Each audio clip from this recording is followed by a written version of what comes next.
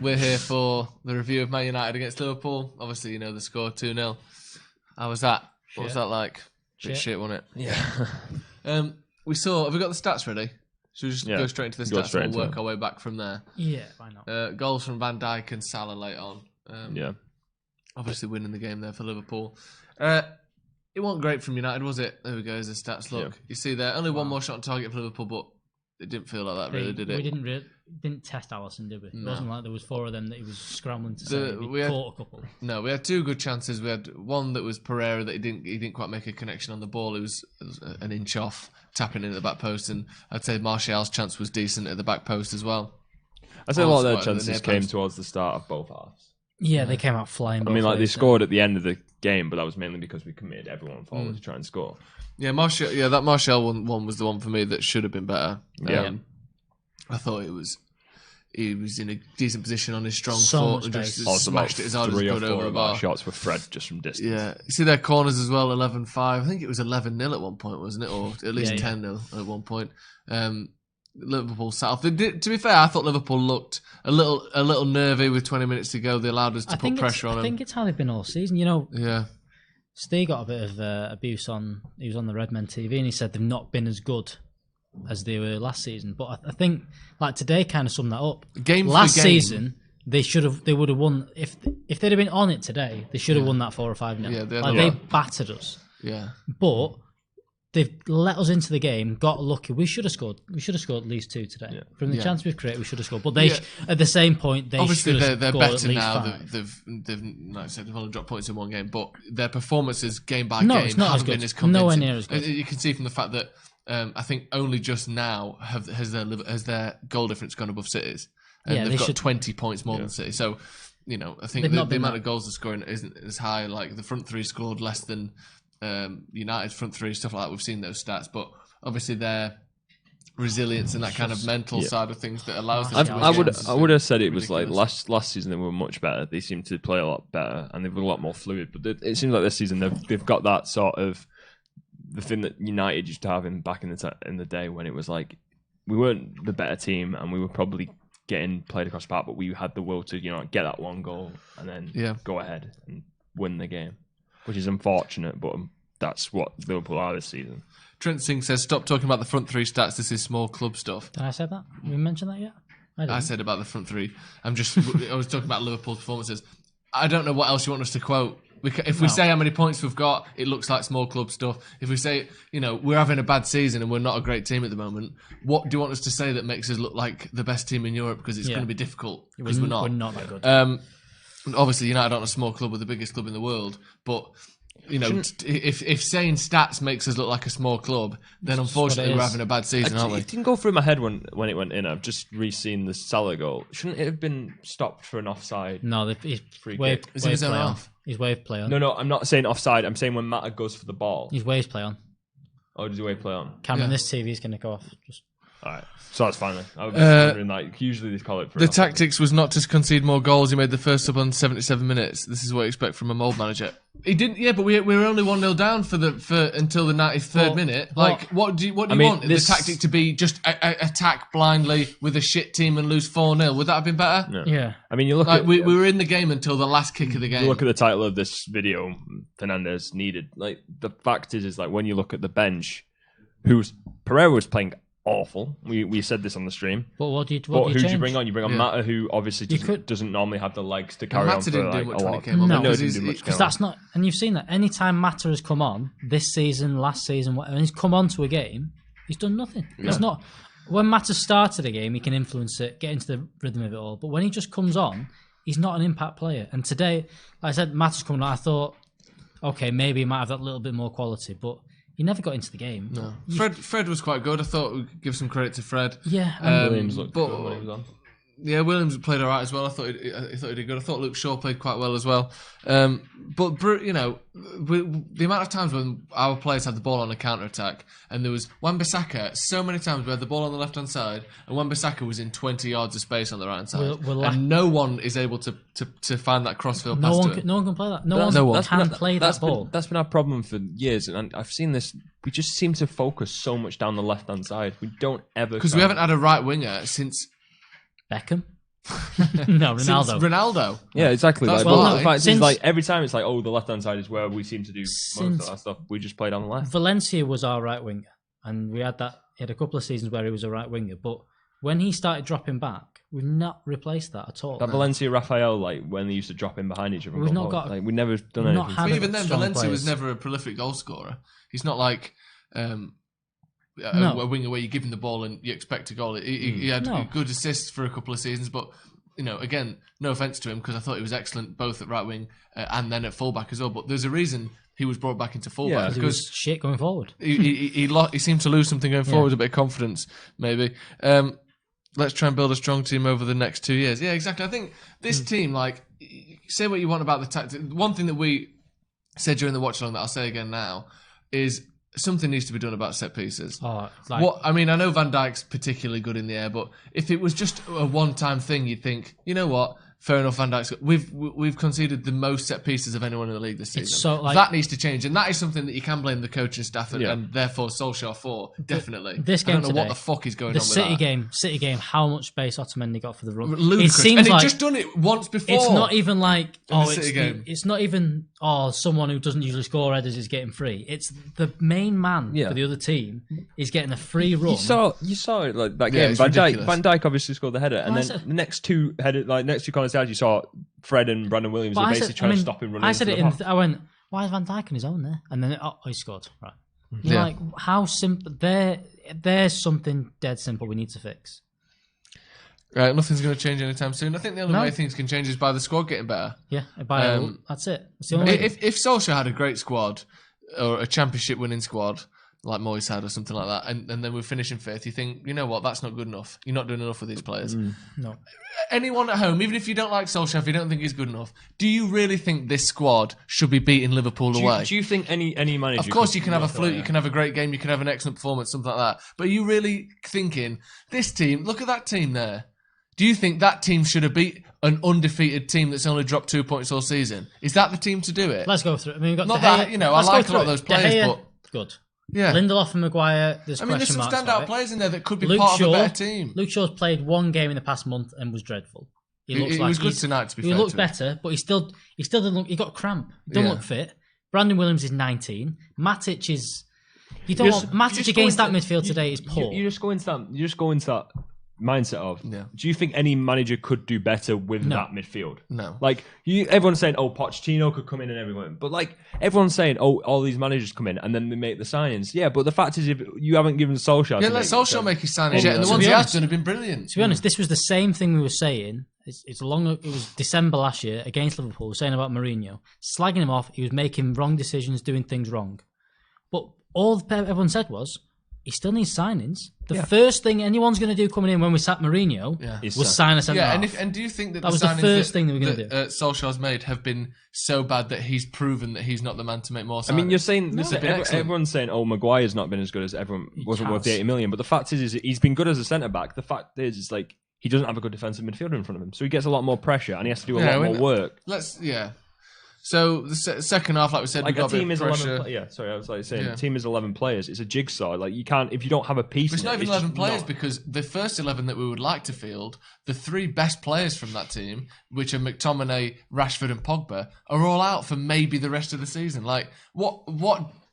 Look at City, right? I've said this earlier again, but I'll say it again because fuck off. Go on, fucking get. City have averaged 99 points over the last 2 seasons in the Premier League. They have one injury to Laporte, and they're only as good as Leicester now.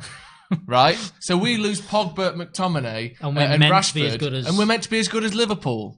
Like, what injuries and performances can hinge on such small differences that when you lose your best 3 players in a team that's already quite a thin, small squad, how good do you expect us to be? How good could any manager do with us? Have you seen Liverpool try and play without Van Dijk? It's quite shaky. Like the thing is like when you have like one player get injured, sometimes you can replace him. We don't even have that luxury really. We don't really have that any sort of depth. Like if you could say like if City got anyone else injured, like they got Sterling injured, they got Aguero injured. They have other players that could step in. Yeah, but look, so Kevin De Bruyne is the best player in the league, isn't he? Yeah. Even him being back, he's hardly played for the last 2 years. Him being back puts City 20 points behind Liverpool.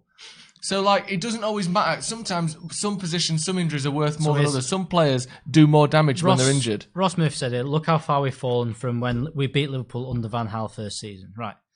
Since then, we've had to deconstruct a Van Gaal team, get rid of all the players he wanted. Also, didn't we finish 6th in that season? We did.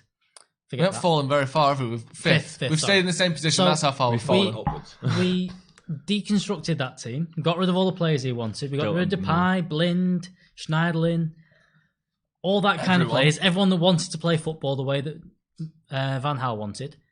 Tried to build a Mourinho team, which is physical players that are going to win second balls, cross it in, your Bailly's, your Matic, your Lukaku's, your maybe even Sanchez. I'm not quite sure who's there. Even Dalot, maybe. Dalot was kind of signed in that system.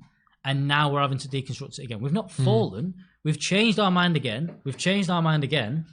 And now we've got someone that's going, right, we're going to strip back, start again, and build from there. I know, but all the fans are like, yep, sack him and get another manager in. It'll just do to be fair, every time we do a poll online, Ole out never wins. No. We just see the comments. So I sometimes feel like we're being a bit unfair to the people watching, and most of the people watching who don't think that Ole's out, and we're just responding to that all the time. But that's what we're seeing in the comments, and that's what we're trying to respond to. No one expects us to be as good as Liverpool, but at least be as good as Chelsea or Sheffield. We're better than Sheffield. We're above them in the league, and Chelsea we've beat twice this season. Sheffield are at least pushed Liverpool. Well, but you don't judge how good a team is by how good they are against someone else you've played. Where are we in the league? Sheffield haven't had that many injuries, and they work as a functional unit. Like they have every play. Like the players they have bought, maybe not. And we're better than them. Yeah, that's the thing. Like the fact is, like everyone says about Sheffield. The fact is, like the players aren't as good as the players that we have. But they've been the same. But they work together. Yeah. Like, it was good today then. Fred was good. I thought Fred stood out in a poor midfield. De Gea was very good. Yeah, De Gea made some brilliant saves from De Gea. Always plays well against Liverpool, doesn't he? Blazers out. No. That's about it. No, who was shockingly bad? Pereira was dread. And this is the thing on games like today where the ball is like we're not going to have a lot of it. They're going to press a lot. What you need is when the ball comes forward, someone that's going to take the time, get a touch, and play simple passes. And Pereira did that wrong so many times today. Yeah. And Martial, for as much as we've had shit the last couple of weeks about saying things about him. The one thing is like games like today, you need someone that's just going to get the ball in his chest, get the ball to his feet, hold it up. The amount of times he should have held it up though, and just kept smacking it back. When they're battering us, you need someone that's just going to say, right. Yeah, Martial wasn't great today. He wasn't, but it was just like hold on to the ball, make it simple, and not have it go straight back at us again. Because in the start of both halves, that's what kept happening. When we cleared the ball, or when we tried to play out, we tried to do the risky ball over the top. We tried to flick it round the corner instead of just holding the ball. Right. Let's not have them have the ball for the next 10 minutes. Let's just try and keep it a bit. We never did that. And that's where, the lack of quality in the forward areas, that's where we're missing. We're missing someone today who just said, right, put our foot on the ball. Let's not have them attack us again, and let's just keep it for a minute. Yeah, and we didn't do that. It's getting to the point where we're talking about Fernandes, as we said in the title. If we're this club that Woodward always goes on about, our substantial business shit, all this stuff. We've got the most money. We're in a unique position financially. Fucking prove it then. If Fernandes is the right person, buy him. I don't care. Like, if we've got so much money that, we're in a unique financial position, I think he said last year, didn't he? It's not. Buy him then. If he's the right player, get him. The one thing I don't get is, like, we're always like, they've put up the price. Why have they put up the price? Why have they added another 20 million? It's like, because you've just been, like, 10 minutes before, you've just been bragging about how much money you have. So so if you want this player, well, you have so much money, pay him a bit extra.